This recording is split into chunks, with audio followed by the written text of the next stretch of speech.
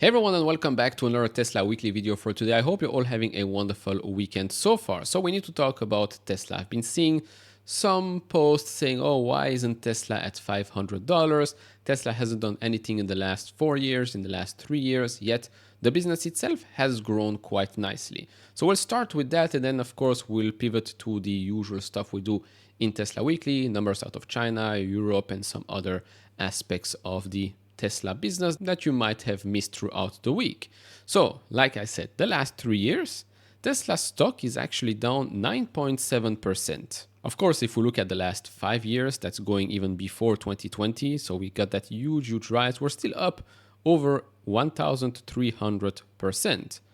Last year, we're still down 16.75%. The company has a market cap of $684 billion and a forward PE of 73 times. Now, again, last 3 years, stock is down 9.7%, but does that mean that the business is now worse than before? No, probably not, right? The business has grown in the last 3 years, as you can see right here. The problem, of course, is, let me just pivot for 3 years here. The problem is this: gross profit has come down, free cash flow has come down.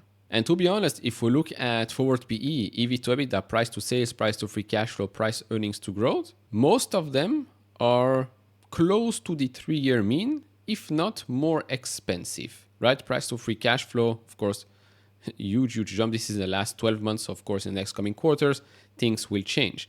But price earnings to growth sits at 6.78. It's very expensive, despite the business growing quite a lot in the last 3 years, yeah? The 3-year mean is at 3.86, which also is not cheap at all, right? Cheap is closer to 1. So Tesla has never been cheap. It has not been cheap 3 years ago, and it's not cheap today. So to say, oh, stock is down 3 years, but the business has grown, why isn't the stock higher? Well, you have to look at what has happened 3 years ago or 4 years ago. Tesla stock, just like many of other stocks out there, tech stocks especially, were never cheap to start with. So to start and look for answers about, oh, why isn't the stock at 400, at 300, at 500 right now because of this and that? No, just because we're down 3 years does not mean that we had to go up so much more. No, not at all. Let me show you something else. If we go through the calendar years here, Tesla previously could have been trading at a higher premium and you would have said, okay, fine, because it's growing this fast. But if we look at growth year over year, it has been decelerating, right? Year after year after year. For calendar year 2024, revenue is expected to grow just 2.86%. Gross profit is actually decreasing. EBITDA adjusted, decreasing. EBIT adjusted, decreasing. So net income, same thing again and again. So to say that just purely because the stock has done nothing for the last couple of years, but the business has grown, does not automatically mean that the stock should be worth much more right now. Yes, previously we were not talking about autonomous robots. We're not talking, or maybe we're not as close to reaching full self-driving robot taxis, although you might say that Elon said that we were very close back then, and he's saying that we're very close right now, so who knows. But if you've been in one of those Teslas that has FSD supervised, you know that things are getting quite close. Okay, fine. But as we know, Wall Street doesn't care about what might happen in 5, 10 years from now. Retail does. Wall Street doesn't. Wall Street is looking for the next couple of quarters, 12 months from now, maybe 18 months from now. And that's about it.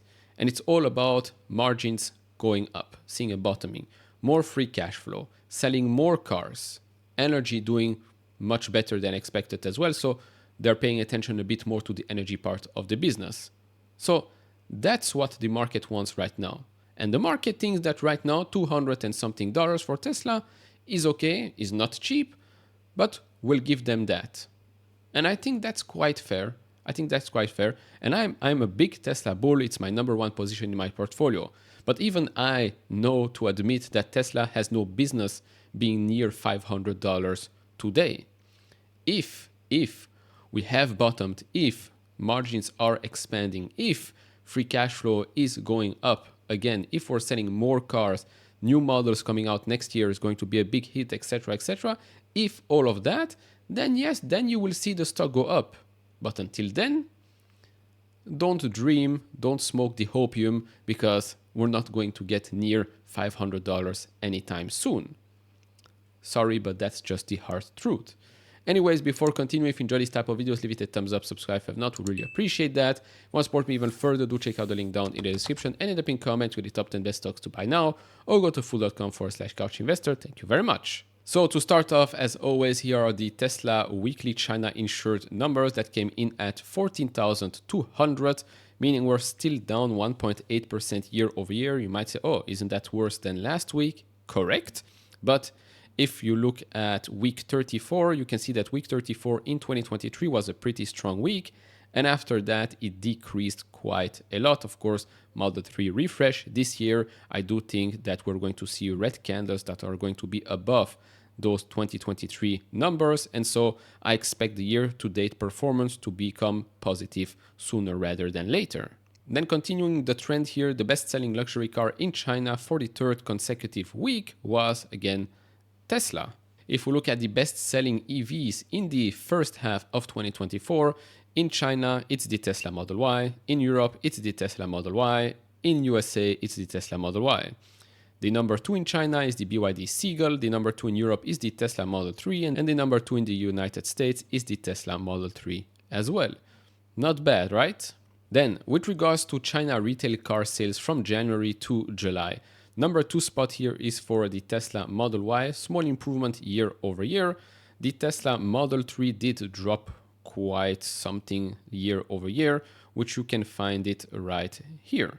Now, by the way, Piloli told us that all of these brands here only make up 47% of the market, meaning another 53% of the market is all the rest. So yeah, it is a market with way too many brands and models. Moving to Europe, this is of course a different story than in China. We've known this for quite a while. If you look at Tesla right here, it's down 14.8% year over year. Moving on to the energy side of things, we've got another new contract announcement. So Tesla has secured a new $133 million Megapack contract to double Queensland, Australia's already biggest battery. After the expansion, the total size of this large commercial energy storage battery will be 540 megawatt and 1080 megawatt hours. Some good news for those that have Teslas with hardware 3. So according here to K Hendricks 13 on X, she said, my Model Y with hardware 3 is updating to 12.5.1.5 as I type. Can't wait to try the new update out. So if you've got one of those Teslas with hardware 3 and you were afraid that, well, you would never get these types of updates, do try it out and let me know how it goes in the comment section below. Then we've got a positive note here from an analyst at William Blair. That analyst initiated coverage of Tesla with an outperform rating. The analyst views Tesla Energy as the most underappreciated component of the Tesla story and expect the narrative will shift towards the energy storage business in light of tempered electric vehicle expectations in the near term. The 3 key drivers for energy storage are grid stabilization, the data center build-out, and renewables integration, the analyst tells investors in a research note. The firm says Tesla's Megapack and Powerwall are industry-leading products. When combined with the auto business and longer-term opportunity like artificial intelligence, robotaxis, and robotics, Blair sees Tesla as a technology leader with an Apple-esque ecosystem for the future of energy. In the thumbnail, probably you've seen Apple and Nvidia, and I agree with the analyst here saying that this might be an Apple-esque ecosystem. I think this is exactly also what Nvidia has done and has done much quicker than Apple with CUDA and of course their GPUs. We then have our favorite blogger here, which comes from Morgan Stanley, of course. He talks about the autonomous industrial complex. So he starts by saying Dwight D. Eisenhower January 17, 1961 farewell address introduced the term military industrial complex to the American consciousness.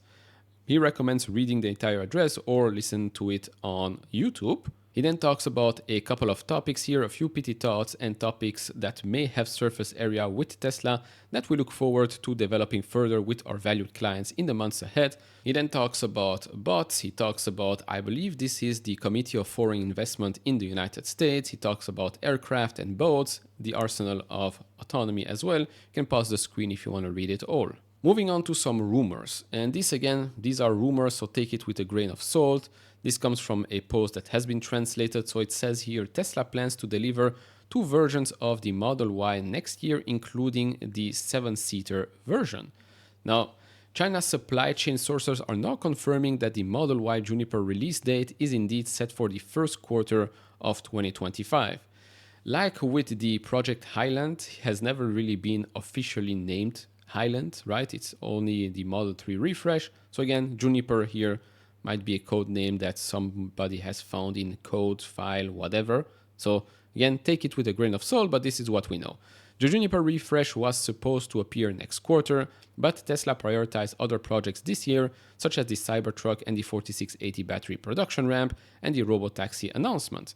Elon Musk has also reiterated that there will be no new Model Y this year, yet the SUV have rolling upgrades with new features, so the Q1 launch claim here doesn't really come as a surprise.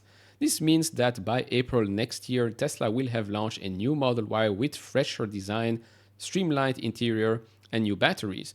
The first Juniper version to arrive, however, will be a 5-seater, with another one planned for Q4 of 2025, probably the 7-seater.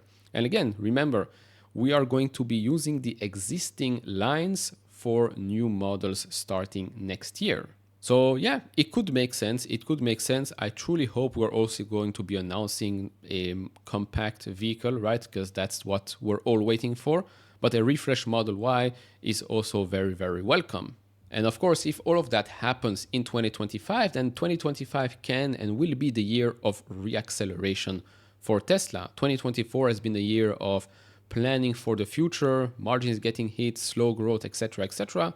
2025 could be the year of reacceleration, rates dropping down as well. Whatever is going to happen in the macro level, geopolitical level, we don't know. But 2025 could be gearing up to be a good year for Tesla, maybe even a better year for EVs worldwide. So prepare for that. Then last thing here is the graph. We finished the week with a red candle, but we did finish, well, I would say quite close to the 20-day moving average at $215.14.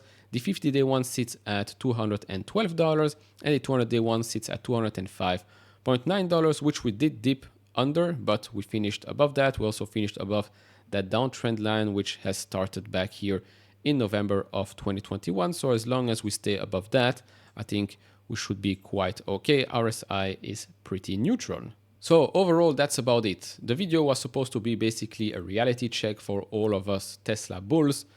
Tesla right now, 214. Let it stay at these types of prices for a while until we get way more information.